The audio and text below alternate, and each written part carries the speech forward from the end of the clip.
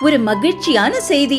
இதயம் நல்லெண்ணெயின் விலை லிட்டருக்கு ரூபாய் 105 குறைஞ்சிருக்கு.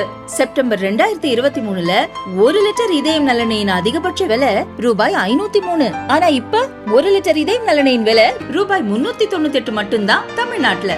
அப்ப இனிமே எல்லாரும் இதயம் நல்லெண்ணெய் வாங்கலாம் இல்ல? நாடு வணிக சங்க பேரமைப்பின் சார்பாக வருகின்ற மே 5 வணிகர் தின மாநில மாநாடு, 42வது மாநில மாநாடு, வணிகர்களை பாதுகாக்கக்கூடிய மாநாடாக, வாழ்வாரத்தை இழந்ததிலிருந்து மீட்டெடுக்கக்கூடிய மாநாடாக அந்த மாநாடு நடைபெற இருக்கிறது. அந்த மாநாட்டில் ஆய்வுக் கூட்டமான வேலூர் மாவட்டத்தினுடைய தலைவர் ஞானவேல் தலைமையிலே 15,000 பேர் அந்த மாநாட்டில் பங்கேற்போம் என்பதை தீர்மானித்திருக்கிறோம். இந்த மாநாட்டுக்கு தமிழ்நாடு முதலமைச்சர் அவர்கள் பங்கேற்க இருக்கிறார்கள். இந்த மாநாட்டில் பல்வேறு கோரிக்கைகளை பிரகடன தீர்மானமாக எடுத்து வைக்க இருக்கிறோம். பல்வேறு வரி விதிப்பில் இருந்தும் கட்டிட வரி உயர்வு, பல்வேறு பிரச்சனைகளுக்கு தீர்வு ஏற்பக்கூடிய மாநாடாக இந்த மாநாடு அமைய இருக்கிறது. அதே போன்று தமிழ்நாடு முதலமைச்சர் அவர்கள் சோளத்திற்கு 1% ஜெஸ் வரியை அப்புறப்படுத்தி இருக்கிறார்கள். அதற்கு தமிழ்நாடு வணிக பேரமைப்பு உள்ளபூர்வமான நன்றிதனையும் பாராட்டுதலையும் தெரிவித்துக் கொள்கிறது. தொடர்ந்து தமிழ்நாடு வணிக சங்க பேரமைப்பு சாமானிய வணிகர்களை பாதுகாப்பதற்கு மத்திய மாநில அரசுகள், கார்ப்பரேட் கம்பெனிகள், ஆன்லைன் வர்த்தகம் இதிலிருந்து ஸ்மால் ட்ரேடர்ஸை பாதுகாக்க வேண்டும் என்று சொன்னால் அரசு ஒரு முழுமையான சிறப்பு பாதுகாப்பு சட்டம் ஒன்றை நிறைவேற்ற வேண்டும் என்பதை தமிழ்நாடு வணிக பேரமைப்பு வலியுறுத்துகிறது. இந்த மாநில மாநாட்டில் மத்திய அமைச்சர்கள் மரியாதைக்குரிய நிர்மலா சீதாராமன் அவர்கள், மரியாதைக்குரிய BS கோயல் அவர்களை அழைத்திருக்கிறோம். ஒரு வார காலத்தில் தேதியிட்டு தருவதாக உறுதியளித்திருக்கிறார்கள். ஆகவே இந்த மாநில மாநாடு GST வரி விதிப்பு, உணவு பாதுகாப்புத்துறை சட்டம், பல்வேறு சட்டப்படிகளில் இருந்து வணிகர்களை பாதுகாக்கக்கூடிய மாநாடாக இந்த மாநாடு நடைபெறுகிறது. தமிழ்நாடு முழுவதும் லட்சம் வணிகர்கள் இந்த மாநாட்டிலே பங்கேற்க இருக்கிறார்கள். இந்த மாநாடு என்பது ஒரு சாதாரண வணிகர் முதற்கொண்டு பெரும் வணிகர் வரை உற்று நோக்கி கொண்டிருக்கிறார்கள். 42வது மாநில மாநாட்டில் தமிழ்நாடு முதலமைச்சர் அவர்கள் பங்கேற்று பல்வேறு கோரிக்கைகளை நிறைவேற்றக்கூடிய மாநாடாக அமைத்து தருவார்கள் நம்பிக்கை ஏற்பட்டிருக்கிறது. தமிழக அரசு பல சதவீத வரி உயர்த்திருக்காங்க. அதே மாதிரி நகராட்சிகள்ல வாடகை உயர்த்திருக்காங்க. போன முறை சொன்னீங்க, நாங்க அதெல்லாம் ஓரளவு கட்டுப்படுத்தி பேச்சுவார்த்தை.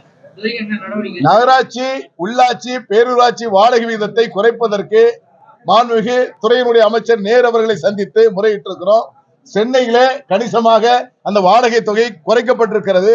அதே போன்று மாவட்ட வாரியாக தமிழ்நாடு வணிக சங்க பேரமைப்பு ஆட்சியாளரிடத்தையும் அவர்கள் துறை சார்ந்த அமைச்சரை சந்தித்து முறையிட்டிருக்கிறோம். இந்த அவகாசம் என்பது மார்ச் எண்டோடு நிறுத்திவிடாமல் மேலும் 2 மாதத்திற்கு கட்டணம் லைசன்ஸ் எடுப்பதற்கு அவகாசம் நீடித்து தரப்பட வேண்டும்.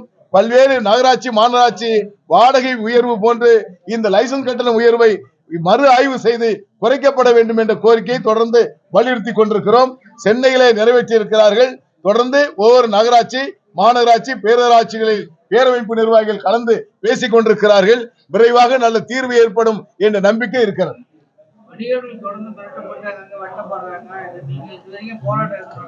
இல்ல, அதாவது நீங்க கூடுவாஞ்சேரியில ஒரு மருந்து வணிக கடைக்காரர் வெட்டி சாய்க்கப்பட்டதை கண்டித்து தமிழ்நாடு முழுவதும் ஒரு மருந்து வணிகர் சங்கம் அவரு தமிழ்நாடு முழுவதும் வணிகர்களை திரட்டி கொண்டு 10,000க்கு மேற்கொண்ட வணிகர்களை வைத்து கூடுவாஞ்சேரியில மாபெரும் ஆர்ப்பாட்டம் நடத்தியது தமிழ்நாடு வணிக சங்க பேரமைப்பு. பல்வேறு இடங்களிலே காவல்துறை அதிகாரிகள் வெத்தனப்போக்காக இருக்கக்கூடாது என்பதை வலியுறுத்தி தான் மாண்புமிகு தமிழ்நாடு முதலமைச்சரிடத்திலும் வலியுறுத்தி இருக்கிறோம். அதே போன்று தமிழ்நாடு இயக்குநர் அவர்களும் உடனடியாக நடவடிக்கை எடுப்பதாக உறுதியளித்திருக்கிறார்கள். குறிப்பாக போதையில் இருக்கிறார்கள் என்று சொல்லி சில காவல் நிலையத்திலே கைது நடவடிக்கை தட்டி கழிக்கின்றார்கள். அதுபோன்ற இடர்பாடுகள் இருக்கக்கூடாது என்பதை வலியுறுத்தி இருக்கிறோம். இரும்பு கரம் கொண்டு ரவுடிகளையும் பொறுக்கிகளையும் ஒடுக்கப்பட வேண்டும் என்பதை நாங்கள் தொடர்ந்து வலியுறுத்தி கொண்டிருக்கிறோம்.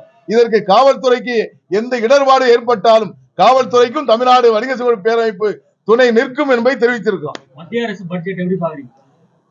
மத்திய அரசு பட்ஜெட்டை பொறுத்தவரையிலே பல்வேறு எங்களுடைய தீர்வுகள் எல்லாம் ஏற்படும் என்ற எண்ணம் இருந்தது.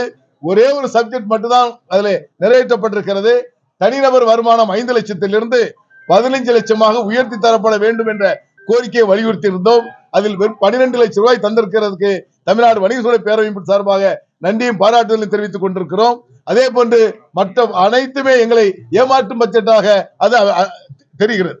Sir Lulu mall, DMart, Walmart எல்லாத்தையும் எதிர்க்கிறதா நீங்க இப்ப கொஞ்ச நேரத்துக்கு முன்னாடி பேசுனீங்க. ஆமா, நம்ம மாநில முதலமைச்சரே போய் லூலு மால் கூப்பிட்டு வந்து நம்ம மாநிலத்தை திணிக்கிறாரு. இல்ல அதை கண்டிச்சு இது வந்து வணிக சங்கம் கட்டாயமாக நான் கண்டித்திருக்கிறோம். தொடர்ந்து தமிழ்நாடு முதலமைச்சர் இடத்திலே நேரடியாக வலியுறுத்தி அங்கு லூல் மாலை என்று நீங்கள் ஆய்வு செய்யுங்க. இந்த மாநிலத்தை சேர்ந்தவர்கள் 5% பேர் கூட வேலையில் அங்கு இல்ல. இந்த நிலைப்பாடை தொடர்மையானால் தமிழ்நாட்டு உள்நாட்டு வணிகர்கள் என்பது இல்லாத நிலை ஏற்பட்டு விடும் என்பதை நான் தெளிவாக தெரிவிச்சிருக்கிறேன். நடவடிக்கை எடுப்போம் என்று உறுதியளித்திருக்கிறார்கள். இந்த மாநாட்டில் அதற்கெல்லாம் விடை கிடைக்கும் என்ற நம்பிக்கை இருக்கிறது.